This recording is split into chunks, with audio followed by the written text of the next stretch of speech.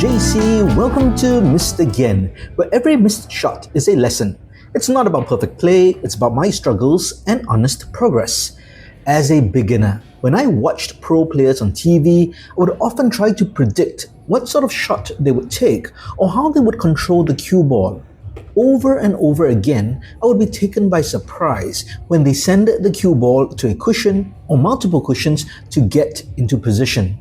Sometimes I think it should be a straightforward rolling shot, but the cue ball is sent to cushions for position instead. As I learned the game from books, I learned the different ways to control the cue ball off cushions and how to manipulate rebound angles. But what I never saw was instruction on when you should use the cushions for position. The usual advice is that you learn through playing and experience. That is 100% true, but it's honestly not helpful for beginners or advanced beginners. I figured if I struggled with not knowing when to use the cushions for positioning, there would be others who faced the same challenges. While it's impossible to cover all scenarios on when to use the cushion for positioning, I will offer 3 broad clues that can be used as a starting point. It should cover at least about 70% of most situations on the table. Let's start with the first clue. When there is a clear rebound angle and path for the cue ball to reach a desired position. Here's a simple layout where you have to pocket the yellow 1 ball and get in position for the blue 2 ball and then take the 9 ball.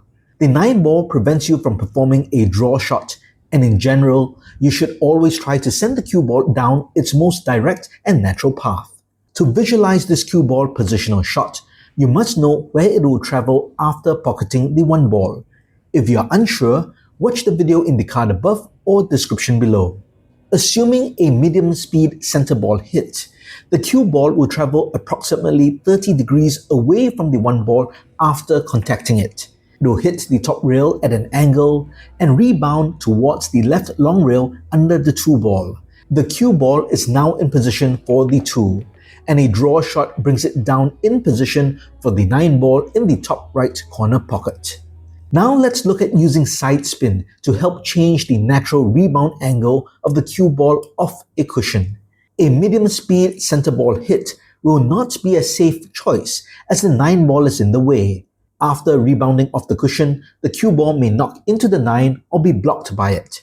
A higher percentage shot is to use side spin to widen the rebound angle of the cue ball off the cushion.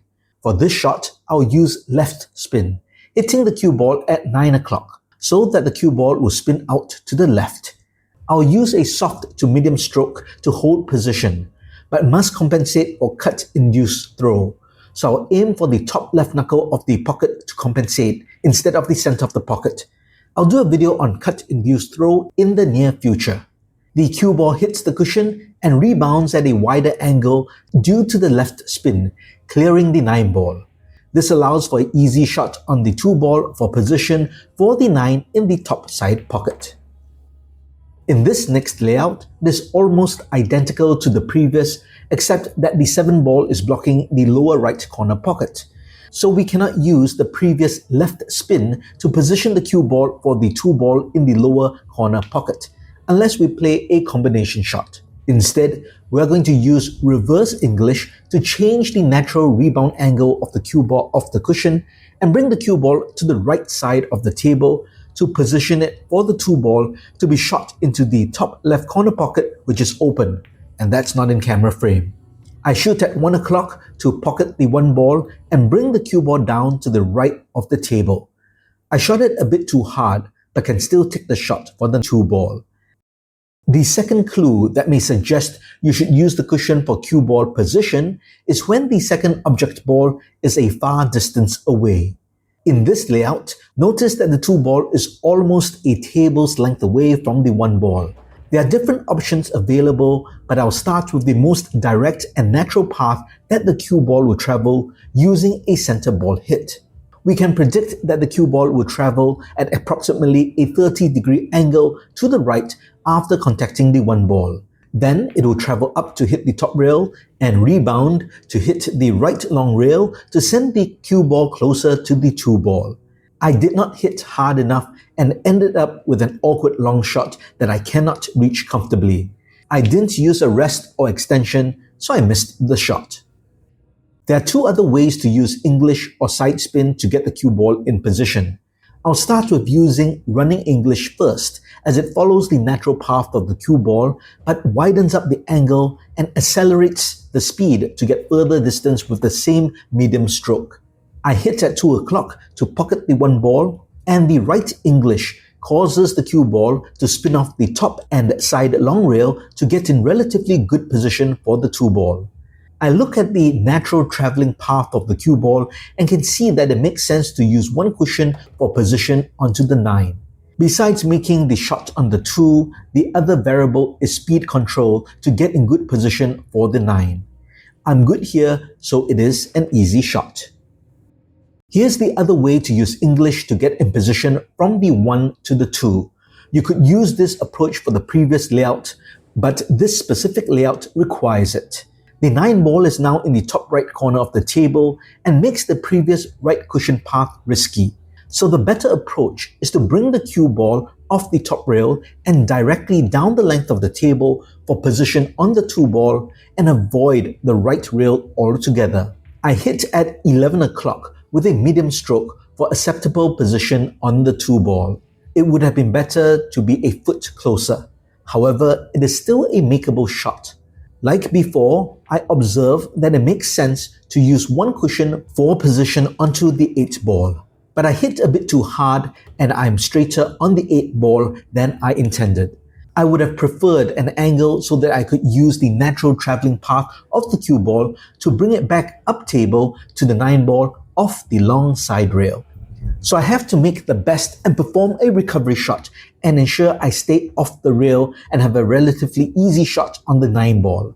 I cheat the pocket slightly and stun it to the right of the cushion. I still have a long but straight shot on the 9. Luckily, this distance and shot is similar to the Mighty X drill, so I do have confidence in this shot. The final clue for this video that may suggest you should use the cushion for cue ball control is when the object ball has to be cut in thinly, especially when it is near a rail. This is a common layout that occurs quite frequently in games.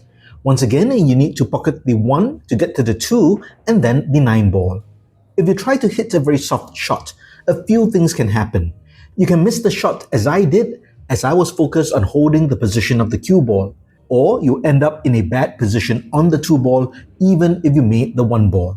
Anytime you see this layout, think if you can go up and down 2 rails.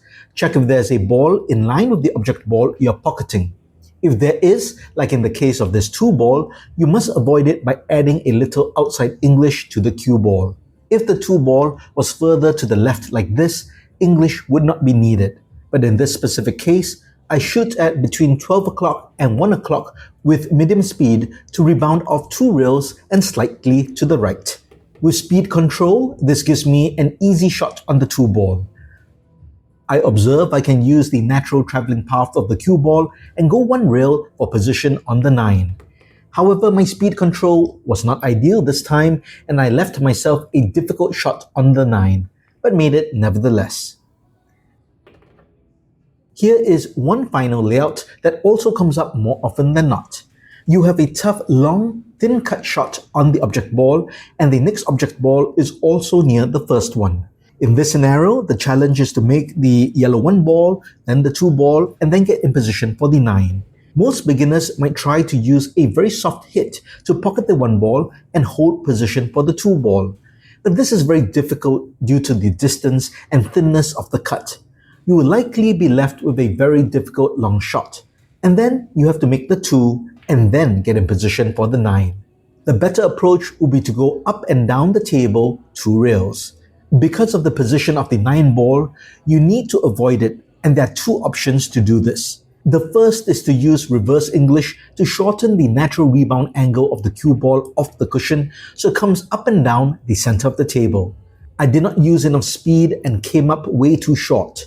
It was a good choice of shot, but poor execution. I now need to perform a recovery shot. Not only do I need to pocket the 2 ball, I need to get position on the 9. I choose to use a 5 o'clock shot to kick the 2 ball in with English And hopefully the right spin will also bring the cue ball back up the table. I was fortunate to get shape on the 9 ball and pocket it.